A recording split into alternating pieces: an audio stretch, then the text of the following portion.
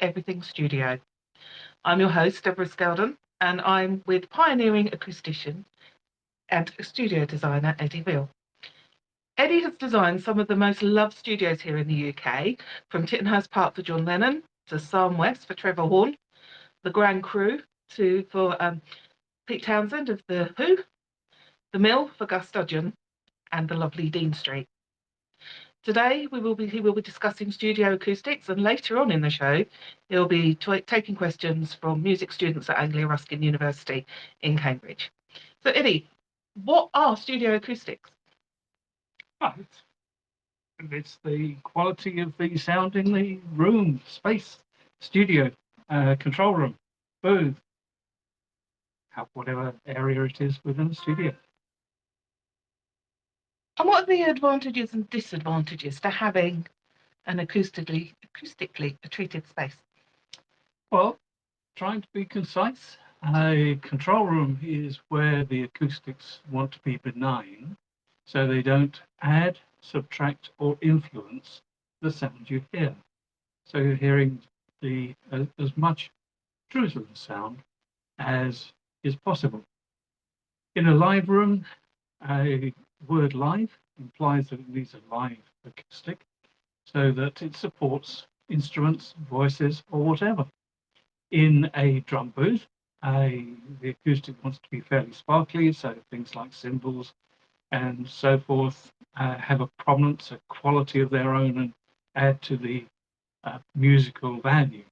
In a voice booth, it needs to be fairly dead as a rule because a voice is very susceptible to poor acoustics, and most engineers like to add their own little tweaks by way of equalization, reverberation, or other toys that they love. So, what would you say are the key challenges when designing a treated space? Probably enabling the client to understand what their objectives are.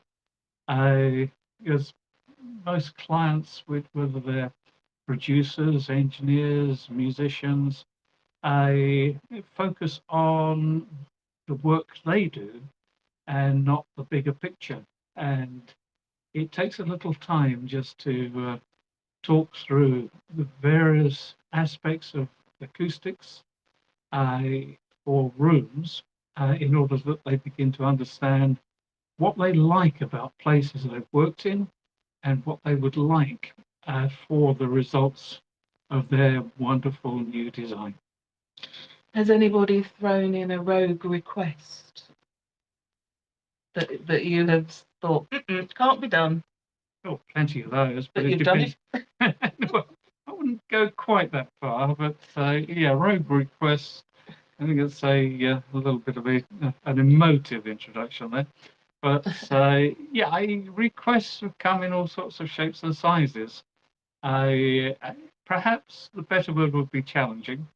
And the biggest challenge to date, in fact, the whole of my career has been working with Gus Dudgeon on the mill.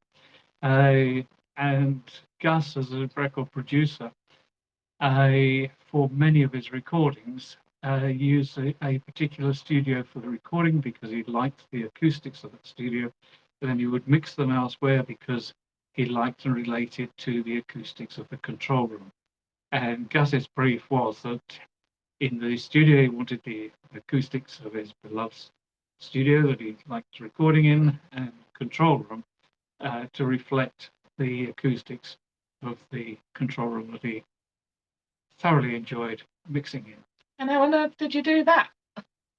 Well, we're stepping back a little bit in time where we didn't have quite the same range of toys that we have today for analysing what goes on. And it was in the era when FFT analyzers produce your waterfalls and all the other wonderful things that baffle the brain. We're just starting to develop, and because it was a bit of a head scratcher, because analysis at that time was very much either third or 1/6 octave, which really didn't give enough definition. And what we really wanted to do is to measure to a much more accurate, or much more precision, and also see what happened over time. Because that was something we were getting into. And it happened at that time that Brill and Kerr, who were a manufacturer of wonderful acoustic test equipment, produced their first FFT analyzer.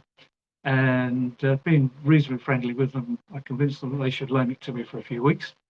So I went off and measured the two studios and started pondering over the results, because we were into a bit of a new field there with a most valuable information. And at the time, it was a case of working through it to fully understand and realize what it was telling us and what we were looking at and what we needed to extract from it. And as a result of that, we gave Gus something that, in his opinion, went a little bit further than his expectations and gave him something that he was most delighted with. Brilliant. Brilliant. So obviously, when you're given a brief as such, that takes quite a lot of planning. So how do you plan for an acoustically treated space? Well, I have to go back to the beginning, which is, what's the building? What's the space? What are the attributes of the space? What are the problems with the space? So the first thing really is to have a look at the building and do a little bit of investigation on the building to determine whether there are sound isolation issues, or one needs to introduce sound isolation, and how that can be done in sensible terms. And also how the space is going to be divided up into what sort of rooms and access. And then there needs to be some thought about ventilation, air conditioning, the services, electricity, and so forth. In order that you've got an overall view of the space itself, how it can be used. And from that, one starts to plan the layout, how the studios or spaces are going to be incorporated within the overall space, and also how that's going to work. If it's just a single studio, it's straightforward. If there are going to be two or more, then you need to start thinking about the isolation between studios, because what you don't really want is when you're doing a recording to have in the background the adjacent studio. Could be a bit confusing to a listener. Then once you get to the stage of agreeing, and it can be quite a lengthy process with different ideas coming into the picture. You produce a scheme, you show it to the client, talk it through with the client, and client says, "Oh, we don't like that," or "Can we change this?" or "Can we change that?" And they show it to their friends, and they come back with ideas from their friends. And in a relatively short time, you come to a fairly a scheme that's fairly much agreed, and then you start refining that and building in all the other bits that need to be built into it.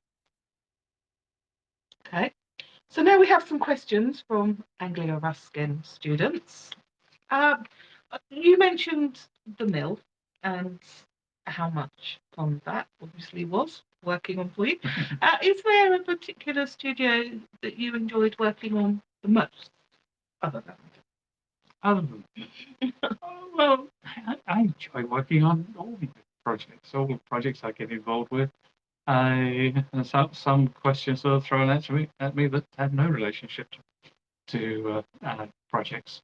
I thoroughly enjoyed my work during my career. I find it fascinating, and I find trying to create some new things for clients quite enthralling. But probably education ranks next.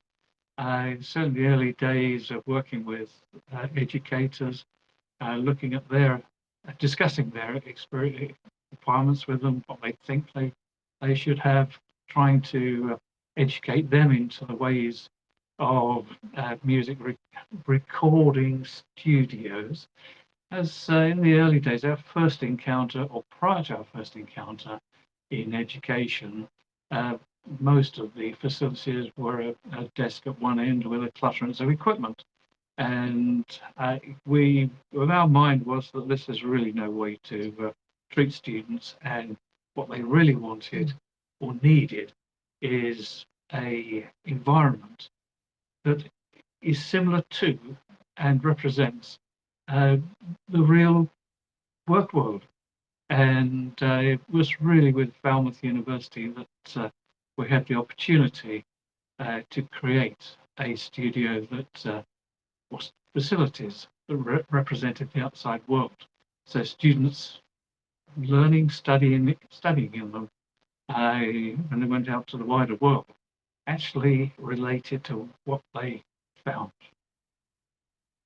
So there is one education establishment that you did studios for where you were pretty much up against it, and that was the University of West London, where the timeline was very tough. Yeah, that was an interesting one.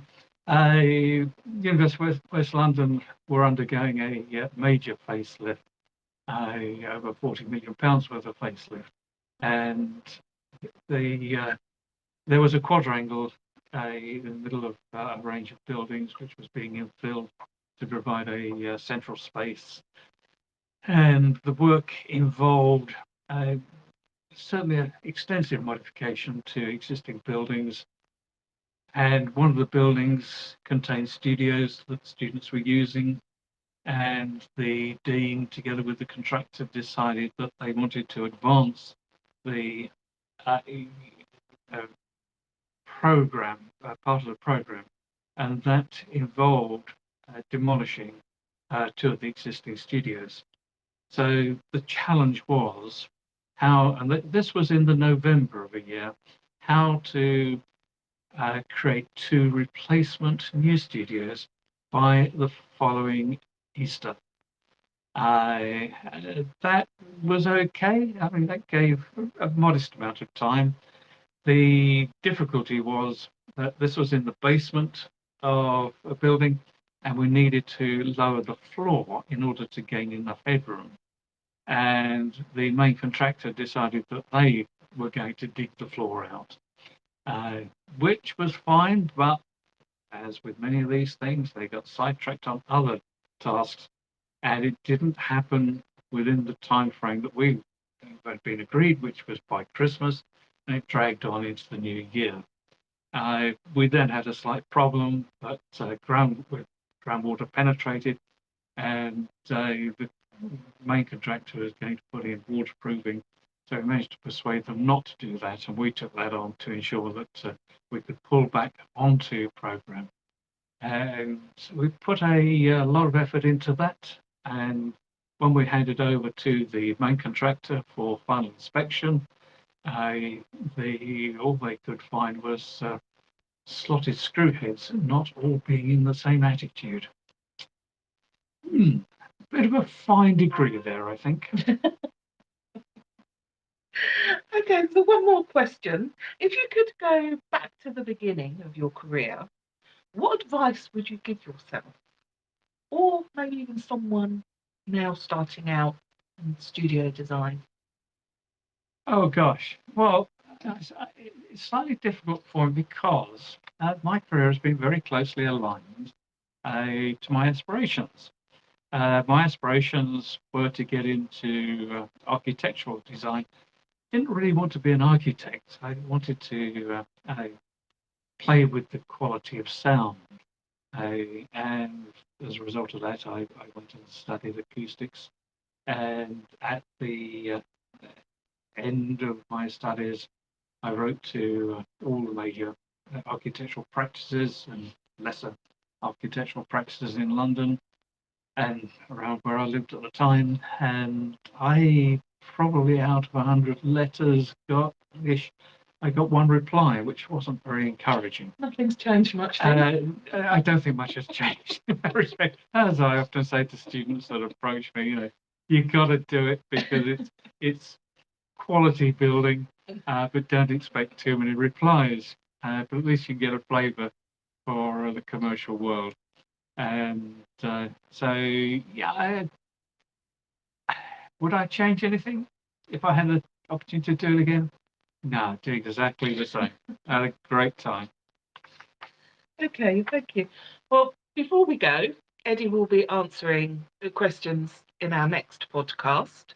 So do let us have your thoughts by posting them in the comments section below. Stay tuned for the next talk, where Eddie will discuss reverberation. Thank you for listening. Bye for now. Yeah, screwed up the last bit, but Oh, I'm not going to worry about it. anything?